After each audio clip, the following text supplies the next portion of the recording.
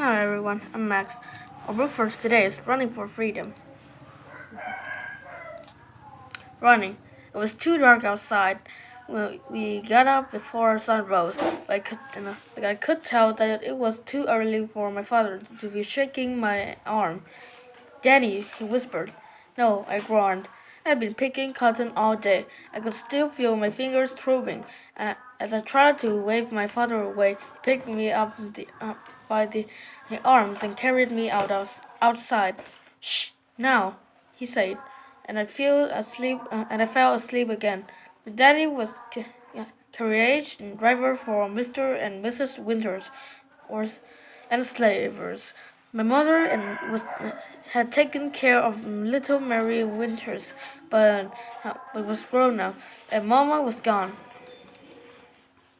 I must have muttered in my sleep, because I heard Daddy saying "shh" again. I woke up and saw dark trees.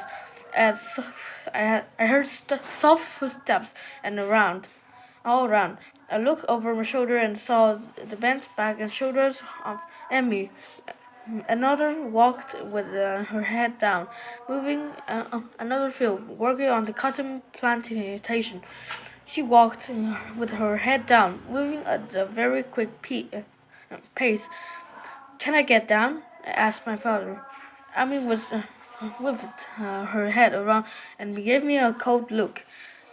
He put her fingers to her pursed lips and kept moving. Suddenly, I realized what was going on. We were running. Mama. Mama was a few years ago when I was still too young to work in the fields. Mrs. Winters used to send me uh, to the local inn where I did cleaning. The inn paid for me for my work, but I had to take the money right home and gave it to Mrs. Winters. She would count every cent and tell Mom to spank me good if she thought even more penny was missing. Mom would make it look like she was doing what she was told, but she would just tap me lightly. I could I could yell and cry like it really hurt. That seemed to make Mrs. Winters happy. One night, I came home from the inn as usual.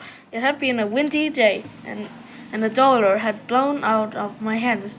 Mrs. Winters noticed the missing money right away. She called the cook and told her to spank me hard.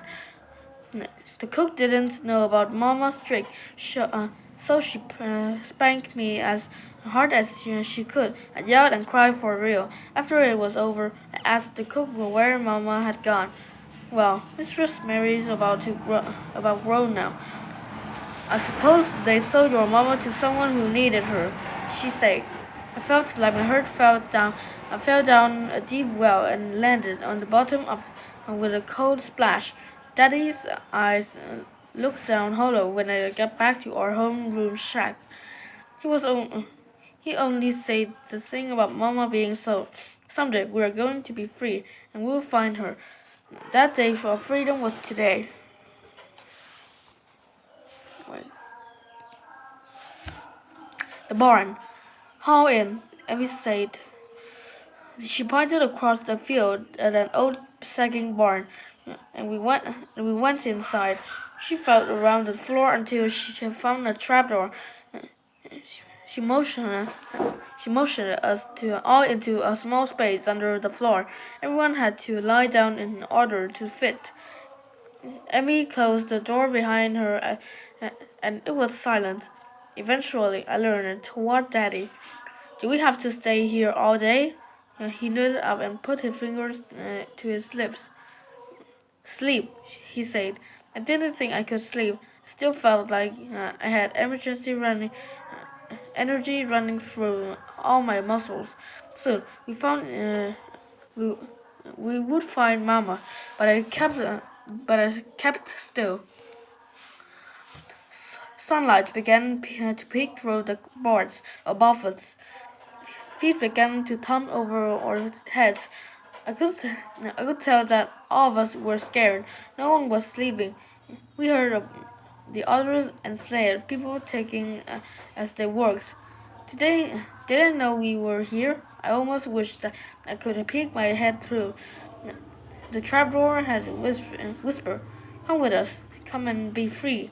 But I kept silent, and they kept working. The goalie. The hours that last a long time when you are crouched in a uncomfortable position. But finally, night fell. The noises from the barn had been silent for some time, but still they waited. Finally, Emmy opened the door, and a gust of the sweetest fresh air in the world came rolling down into that tiny space. She led us into the wood again, and we all began walking. I was so happy to be out of the cramped space that I began to run. The others started going faster, too. We came in a dark road and started hopping, skipping, and jumping. Someone in the back even jiggled. We were going to be free. I would feel a cold air from the north pouring down toward me and making my legs springy and light. Suddenly, I heard sounds that made every inch of my skin feels like ice. Hounds! Someone was coming after us. We all looked to Emmy. "Goalie," she whispered. She went leaping through the trees, and, and we leaping after her, rushed down a steep hill until our legs hit swampy water. We got deeper and deeper. It was up to my sides, then my chest. Daddy pulled me on his shoulders. It looked like we were in trouble. I couldn't swim, but Emily led us toward the opposite shore. There were stumpings sticking out of the water there, and if we stood still under the pale moonlight, our heads would look like more stumps, especially to someone across the swamp.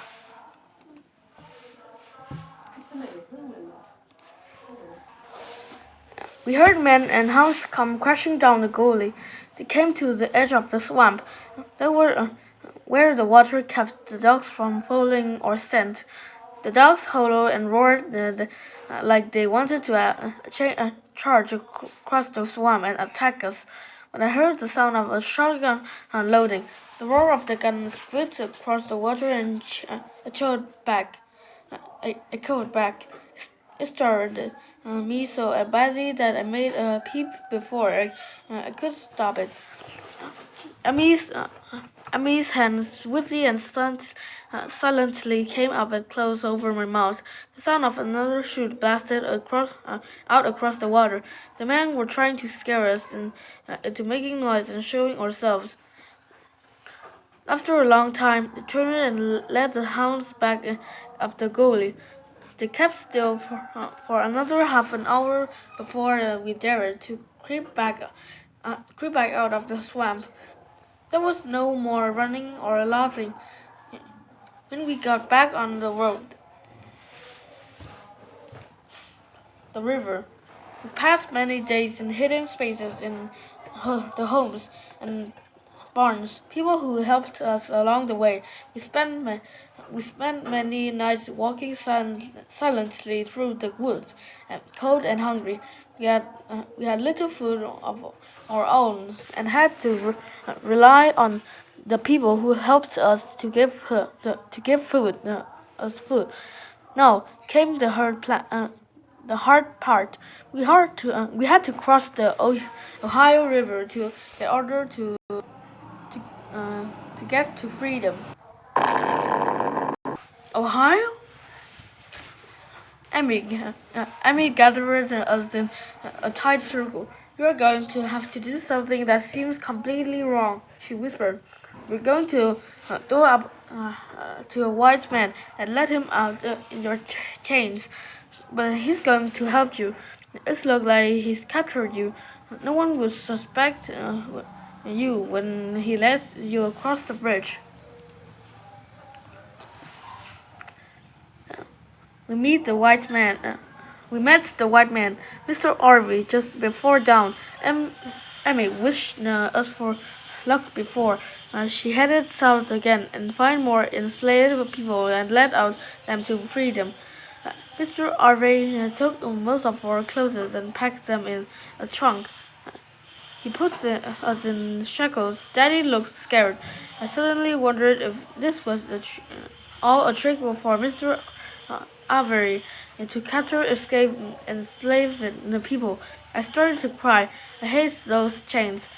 All I could think was how Mama's hands and feet would have been in them as they led her away. We have to trust him, Daddy said, but his voice didn't sound so sure. Mr. Avery led us through the streets. The white people ignored us. Black people glanced quickly at us and then looked away. Mr. Arley led us into the bridge. I was crying because I was still so afraid that he would turn us around and sell us again. But then I felt my feet touch the soft oil on the Ohio side of the river. Somehow, I turned feet, so could I tell that I was free, even though I was still in the shackles. I felt the weight of them disappear. We did it, Daniel, Daddy said with a shaky voice. Someday we'll go back for her. That's all for today's book. See you again.